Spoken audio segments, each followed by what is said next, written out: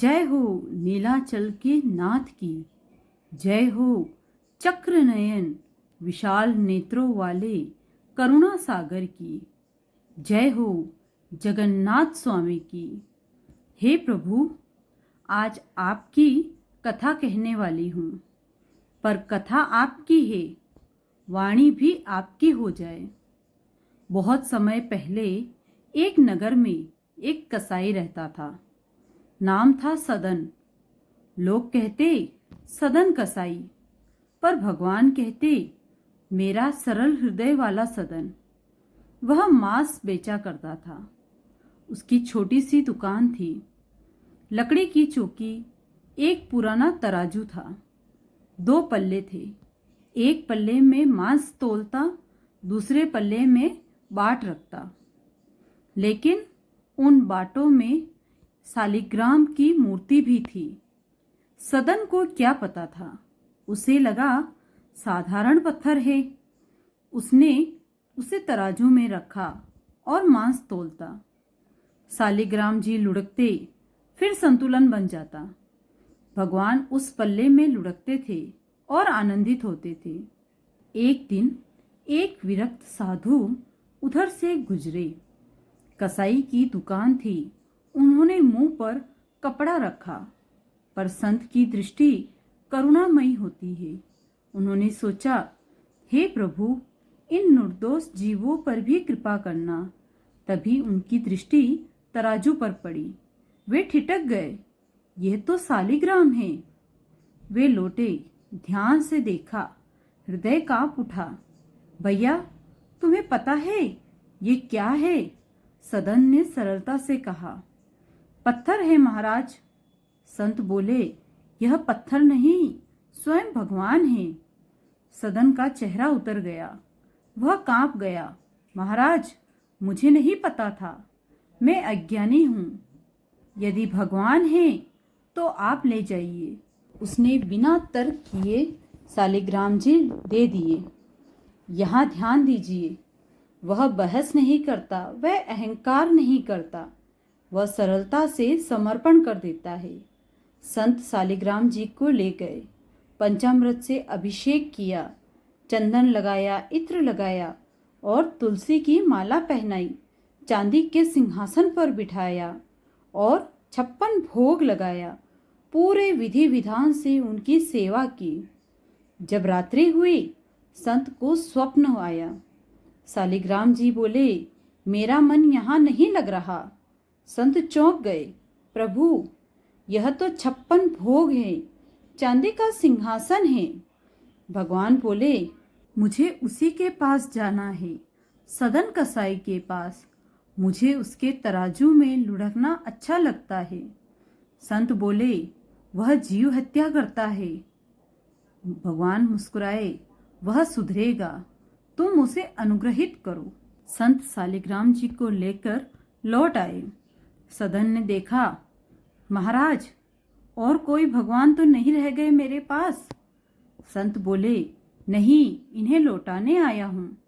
ये तुम्हारे पास ही रहना चाहते हैं। सदन की आंखें छलक पड़ी। प्रभु, आप 56 भोग छोड़कर मेरे दुर्गंध भरे स्थान पर आना चाहते हैं।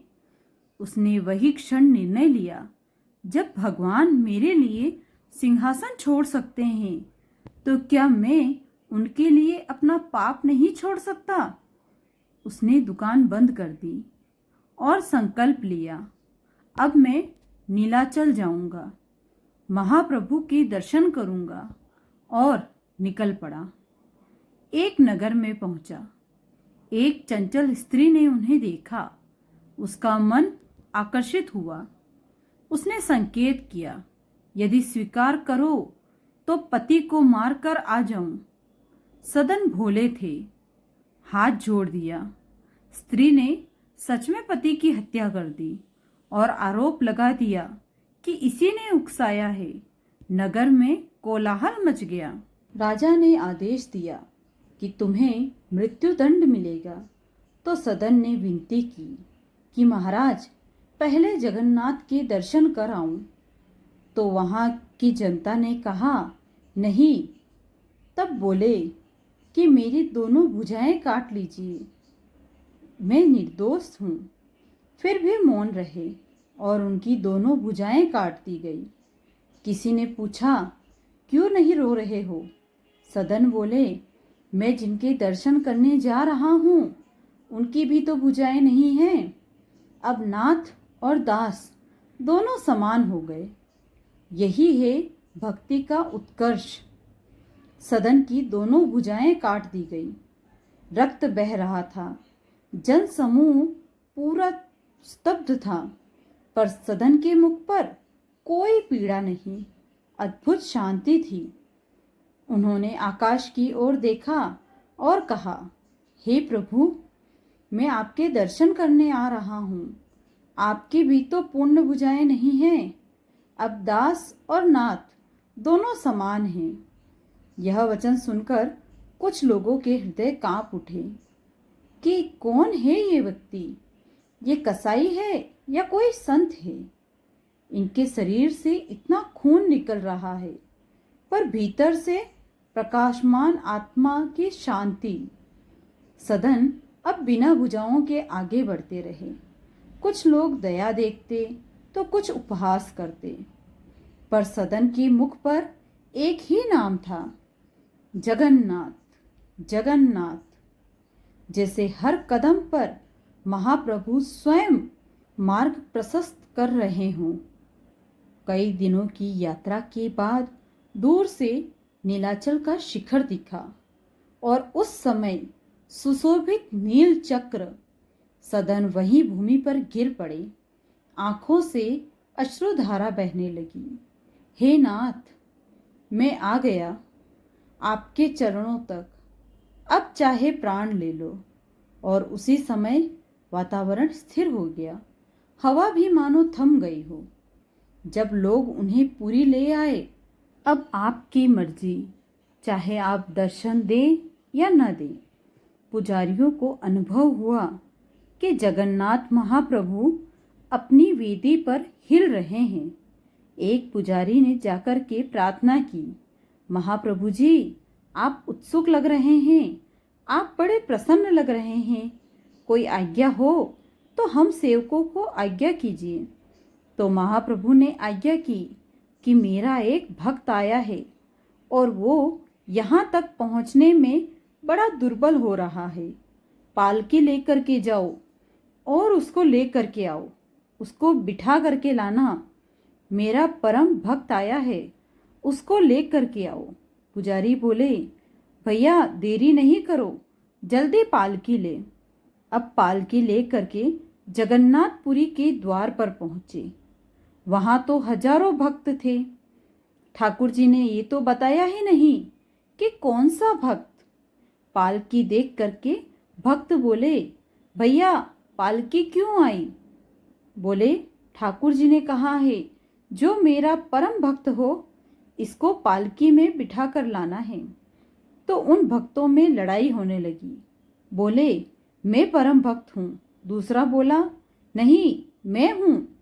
क्यों? 500 किलोमीटर पैदल चल कर के आया हूँ। कोई बोला, मैं दंडवती करता हुआ आया हूँ, मैं परम भक्त हूँ। कोई बोला, मैंने अन्न छोड़ दिया, मैं परम भक्त हूँ। पालकी पर चढ़ने वालों में लड़ाई होने लगी। दूर खड़े सदन कसाई बोले, कोई तो बैठे पालकी पर, तो मैं भी भगवान से पहले उस परम भक्त का दर्शन हो जाएगा जिसके लिए ठाकुर जी ने पालकी भेजी है। मतलब भक्त को कभी यह अभिमान नहीं होता कि मैं भक्त हूँ। वो अपने लिए सोच में रहे कि मैं भक्त नहीं हूँ। इनमें से कोई परम भक्त होगा, वो जब पालकी पर बैठ जाएगा तो अच्छा है। ठाकुर जी से पहले उस परम भक्त का दर्शन होगा। पर वहाँ इतनी लड़ाई हो गई, इतनी लड़ाई हो गई कि पुजारियों को खाली पालकी लेकर जाना पड़ा। जब पहुँचे तो महाप्रभु जी बोले, तुम उसे लेकर नहीं आए? ठाकुर जी, वहाँ तो घमासान मची है, सब लड़ रहे हैं। हम बैठेंगे पालकी पर, हम बैठेंगे पालकी पर। आपने उसका परिचय तो बताया नहीं कि जो आपका भक्त है उसका हुलिया कैसा है, यह तो बता दो। महाप्रभु जगन्नाथ जी के नेत्र सजल हो गए। बोले, जैसा मैं हूं वैसा ही वो है, उसकी भी भुजा नहीं है, वही है मेरा परम भक्त। जैसा मैं हूं वैसा ही मेरा वो परम भक्त है, उसको ले आओ। पुजारी पालकी लेकर के गए और उन हजारों की भीड़ में सबसे दूर एक कोने में बैठे हैं सदन कसाई, बिना हाथों के।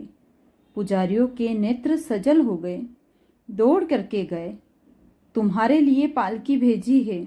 सदन कसाई रो रहे हैं, मैं आपने गलती की होगी, भूल हो गई होगी। अरे ठाकुर जी ने कोई और नाम बताया होगा, पता बताया होगा, मैं नहीं हो सकता।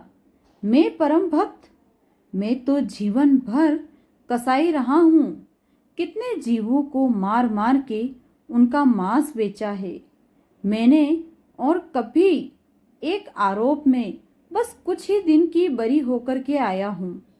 जाकर के मुझे मृत्युदंड मिलना है। मैं तो बहुत बड़ा आरोपी हूँ, बहुत बड़ा पापी हूँ। मैं इस पालकी का अधिकारी नहीं हो सकता। आप महाप्रभु जी से दोबारा पूछ के आइए, कोई और भक्त होगा। पुजारियों ने कहा, ठाकुर जी ने नाम नहीं बताया, पता नहीं बताया, स्वरूप बताया, और स्वरूप में जैसे महाप्रभु जी हैं वैसे तुम हो। तुम्हारे लिए आज्ञा की, बैठो। जबरदस्ती बिठा करके लाए हैं। इतना प्रेम, इतनी करुणा, इतना अनुग्रह तो सदन कसाई ने सोचा भी नहीं था कि महाप्रभु जी देंगे। जैसे ही महाप्रभु जी के द्वार पर आए, जगन्नाथ मंदिर के द्वार के भीतर ही पतित पावन भगवान का दर्शन होता है। पतित पावन भगवान को देख करके दंडवत किया।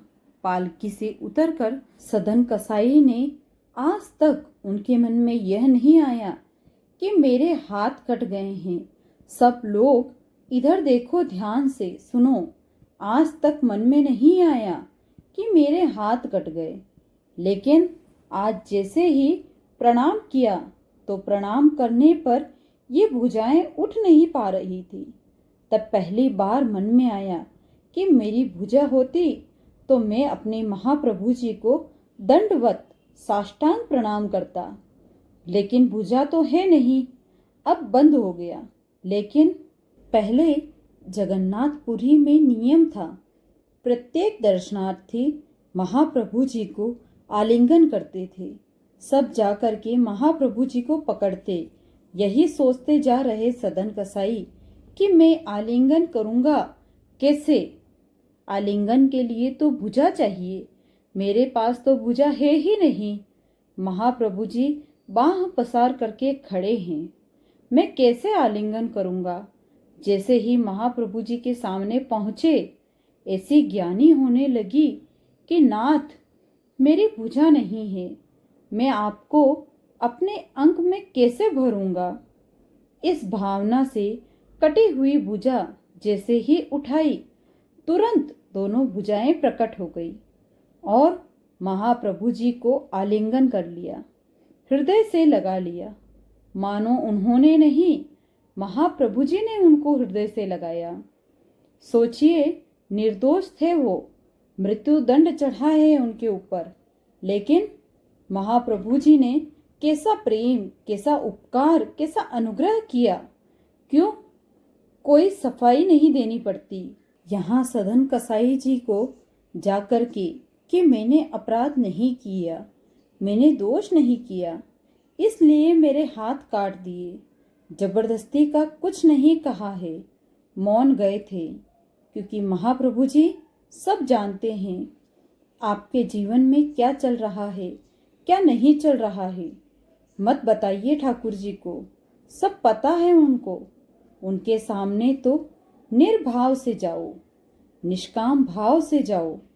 कुछ नहीं चाहिए नाथ को, बल्कि दुखी हो फिर भी ठाकुर जी के सामने जाकर कहो, हम बहुत सुखी हैं। ठाकुर जी, हम बहुत प्रसन्न हैं। सब बढ़िया चल रहा है आपकी कृपा से। आप बिल्कुल निश्चिंत रहे, हम बहुत बढ़िया से जीवन जी रहे हैं। ठाकुर जी प्रसन्न हो जाते हैं। जिसे संसार ठुकराए उसे जगन्नाथ अपनाते हैं। दुनिया में प्रसाद होता है, लेकिन जगन्नाथ में महाप्रसाद होता है। दुनिया में समुद्र होता है, पर यहाँ पर महादधि होता है। दुनिया में प्रभु होते हैं, पर वे महाप्रभु हैं। जगन्नाथपुरी में सब कुछ महा है। दुनिया में सब पात्र होते हैं, वहाँ महापात्र है। सब कुछ महा है। जगन्नाथपुरी में ऐसे अद्भुत ठाकुर हैं। भैया, इस कलिकाल में हम जीवों के यदि वास्तव में कोई नाथ हैं, हम सब अनाथ हैं, और हमारे नाथ वो है महाप्रभु जगन्नाथ। इस कलयुग में हम सबके प्राणदाता वही हैं। उनको मेरा प्रणाम। जय जगन्नाथ महाप्रभु जी की।